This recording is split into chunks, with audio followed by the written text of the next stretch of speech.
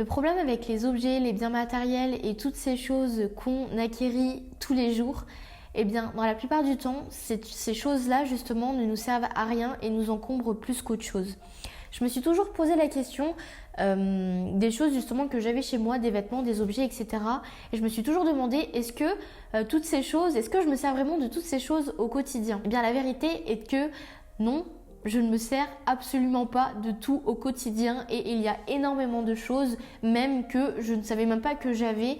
Et pour moi, c'est un gros problème. Eh bien, si vous aussi, vous avez l'impression justement que vous entassez énormément de choses et qu'il y a beaucoup de choses qui sont chez vous et qui ne vous servent à rien et qui vous donnent plus mal à la tête qu'autre chose, eh bien, je vous invite vraiment à regarder cette vidéo jusqu'à la fin puisqu'à mon avis, elle va vous aider à comprendre qu'est-ce que le minimalisme et comment est-ce qu'il peut améliorer votre cadre de vie. Avant de commencer cette vidéo, surtout n'hésitez pas à vous abonner et à mettre un gros like si ce type de sujet vous plaît et on est donc parti pour le début de la vidéo. Alors premièrement, j'aimerais beaucoup vous donner ma définition du minimalisme. Pour moi, le minimalisme, c'est pas vivre avec peu et avec le moins possible.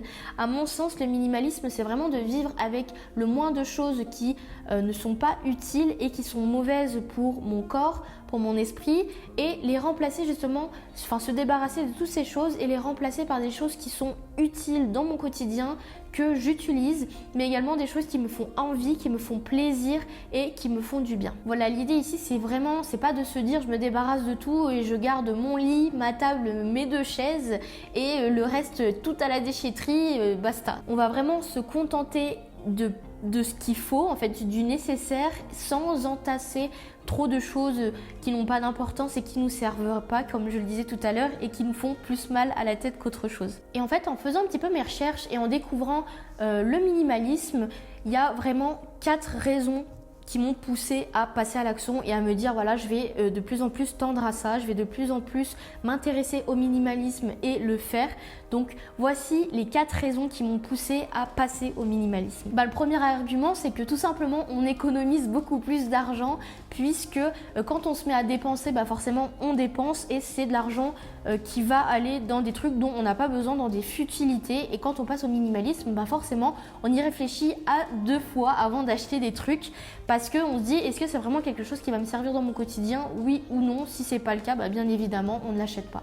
La deuxième raison, c'est que moi, étant donné que je voyage et que je suis entrepreneur, c'est vrai que le fait d'avoir plein d'objets, plein de meubles, etc., dans ma tête, je me sens pas très bien parce que je me dis, c'est vraiment un attache en fait. Je me dis, j'ai toutes ces affaires-là, si un jour je veux partir, je vais aller vivre dans un autre pays, qu'est-ce que je vais en faire? Vraiment, je me pose la question, il y a tout ça qui est là et c'est vraiment comme, vous savez, une chaîne qu'on a autour du pied et on se dit, si je pars dans un autre pays, si je déménage, qu'est-ce que je vais faire de tout ça? Il va falloir tout revendre, il faut s'en débarrasser, il faut le mettre sur le bon coin, etc. Vraiment, c'est plus de problèmes qu'autre chose. Donc, j'essaie vraiment de me dire avant d'acheter quelque chose, voilà, si je pars, est-ce que ça, c'est vraiment utile, vraiment, au lieu de me rajouter plus de problèmes. Troisième argument, c'est que justement en me faisant cette petite réflexion par rapport au fait que si je devais déménager ou si je devais partir du pays, je me suis rendu compte qu'il y avait pas mal de trucs auxquels j'étais émotionnellement attachée et forcément ça fait mal. c'est bizarre de dire ça comme ça parce que en réalité c'est que des biens matériels et c'est que des objets, mais en réalité il y a des trucs auxquels on est vraiment attaché émotionnellement et quand on essaye de s'en séparer, ça fait mal, c'est dur. Et donc là pour le coup en étant minimalisme, on a moins de souffrance puisque du coup on est moins rattaché à des objets personnels, etc. Et c'est sûr que c'est beaucoup plus simple. Quatrième raison du coup qui m'a fait basculer du côté du minimalisme, justement c'est le gain de temps. Étant donné qu'on a juste le nécessaire et juste ce qu'il faut, on passe pas du temps à chercher quelque chose qu'on a égaré à droite à gauche.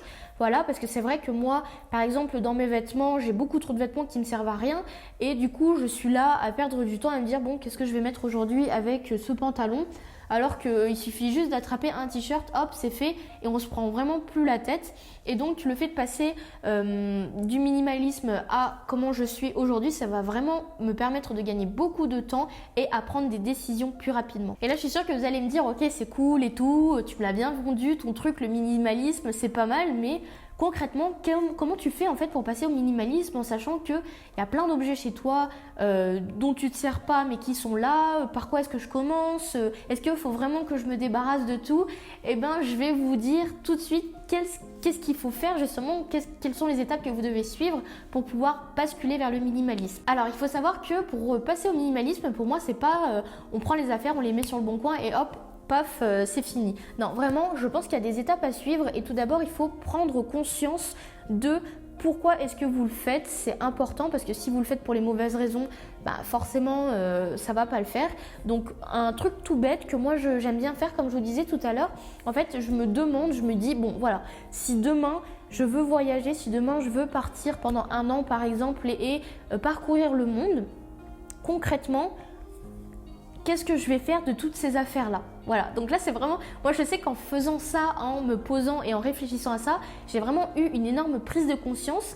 Ça m'a aussi freiné sur le fait d'acheter et du coup je me suis dit, putain c'est vrai que si demain je veux partir et que je veux voyager, mais qu'est-ce que je vais faire de toutes mes affaires? Sincèrement, il y en a tellement que du coup, comment est-ce que je vais faire pour m'en débarrasser? Donc déjà, ça vous freine à l'achat, donc vous allez vous dire, bon ça, est-ce que j'en ai vraiment besoin? Et en plus de ça, vous allez vous rendre compte que du coup, c'est peut-être le moment de faire un tri et de vous débarrasser des choses auxquelles vous ne tenez pas et vous n'utilisez pas au quotidien. Ensuite, la deuxième étape, c'est vraiment de se poser les bonnes questions parce que voilà, réorganiser tout ça, faire un tri, ça prend du temps et évidemment, si ce ne sont pas vos priorités, peut-être que ce n'est pas le bon moment de le faire. Donc vraiment, posez-vous les bonnes questions. Pourquoi est-ce que vous avez pensé à faire ce tri-là? Pourquoi est-ce que vous voulez passer au minimalisme? Est-ce que ça fait partie de vos priorités? Est-ce que vous ne préférez pas, par exemple, après le travail, passer du temps avec votre famille au lieu de passer la fin de votre journée à trier, à refaire toute l'organisation de votre maison, etc., à vendre vos affaires? Voilà, posez-vous vraiment les bonnes questions pour que ça ne devienne pas quelque chose de mauvais. Au contraire, normalement, c'est censé vous procurer un bien-être et du plaisir. Donc vraiment, posez-vous les bonnes questions pour pas le faire justement pour les mauvaises raisons. Ensuite, la troisième étape, du coup, ça va être de faire le tri. Donc vraiment de mettre de côté tout ce que vous n'utilisez pas au quotidien, tout ce qui ne vous sert pas et ensuite de faire don de ces choses-là, de les vendre si elles ont encore de la valeur et que vous pouvez les revendre et récupérer de l'argent dessus. N'hésitez pas, vendez-les, faites don à la Croix-Rouge et faites le grand tri, c'est parti. J'ai vu quelque part également une petite astuce que je vais partager avec vous. Alors c'est un entrepreneur que j'ai vu sur internet qui disait justement dans une de ses formations, qui disait voilà, vous serez étonné de voir le nombre de choses qu'on n'utilise pas au quotidien et qui nous servent à rien. Et pour se rendre compte de ça, c'est tout simple. Prenez une valise. Voilà, prenez votre valise, mettez-la au milieu de votre salle à manger par exemple ou de votre salon, bon à un endroit où justement elle ne vous gêne pas trop, mais à un endroit où vous passez justement tous les jours devant. Donc vous prenez cette valise, vous la mettez par exemple dans votre salon et vous allez y placer toutes les choses que vous pensez utiliser au quotidien et qui vous servent. Voilà, toutes les choses, vraiment, j'insiste. Bon, vous n'allez pas tout prendre parce que j'imagine que le frigo ne va pas rentrer dans la valise, mais vous avez compris. Voilà, donc vous mettez tout ça au milieu de votre salon et vous verrez du coup au quotidien les choses que vous allez sortir de la valise pour pouvoir utiliser et que vous allez remettre. Et à chaque fois que y a par exemple quelque chose que vous ne prenez pas de la valise, et ben vous verrez que justement c'est quelque chose qui ne vous sert pas au quotidien et qui est peut-être là, qui n'a rien à faire là justement et qui ne vous sert pas. Et donc la dernière étape de ce processus, c'est vraiment de prendre de bonnes habitudes, de nouvelles habitudes et ne pas du coup reflancher dans l'achat compulsif et s'acheter vraiment des trucs qui ne servent pas à grand chose et qui au final ne sont que des coups de cœur sur le moment et que vous n'aimez pas tout simplement. Donc pour ça, j'ai une petite astuce également. Vous pouvez utiliser la règle des 7 jours. Donc la règle des 7 jours, c'est quoi?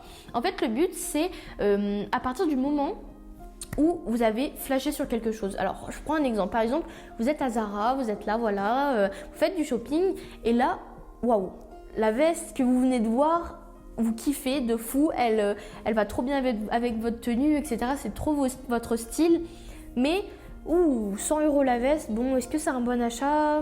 Je sais pas trop, j'ai quand même pas mal de vestes à la maison. Est-ce que je vais l'acheter? Est-ce que ça ferait pas trop? Bon, ok. Et donc là, vous vous dites, bon, règle des 7 jours. J'ai vu cette veste, je vais pas l'acheter aujourd'hui, je vais y réfléchir encore un petit peu, je vais me laisser une semaine, voire un mois, même si vous voulez, une semaine, un mois pour réfléchir. Et puis, si passé ce délai-là, je la veux encore et elle me fait de l'œil, bon, et ben peut-être que je reprendrai en considération ce choix et peut-être que je l'achèterai. Et ça, vous savez, ça marche super bien parce qu'en règle générale, quand on voit quelque chose et qu'on veut l'acheter tout de suite, en fait, en règle générale, c'est vraiment un coup de cœur sur le moment et 2 jours après, on n'y porte plus d'intérêt. Et il y a beaucoup de choses comme ça qui font que ça va nous éviter d'acheter des trucs qui nous servent à rien. Parce qu'on a beaucoup, des fois on se dit bon là j'aimerais bien l'avoir et tout, quand même, allez je vais l'acheter. Et en fait il s'avère que des fois bah non ça sert complètement à rien, on en a 4 à la maison et au final ce sera un 5e dans le placard qui restera là et qui ne bougera pas. Donc cette règle là elle est super pour se faire violence justement et se dire bon est-ce que j'en ai vraiment besoin, je vais quand même prendre le temps d'y réfléchir pour voir si ça vaut vraiment le coup. Et voilà c'est tout pour cette vidéo, surtout n'hésitez pas à vous abonner et à mettre un gros like si elle vous a plu pour me soutenir. Dites-nous également dans les commentaires si vous allez passer au minimalisme et si c'est pas déjà fait, n'hésitez pas à nous partager votre expérience. On se dit à très vite pour une prochaine vidéo, à bientôt, ciao.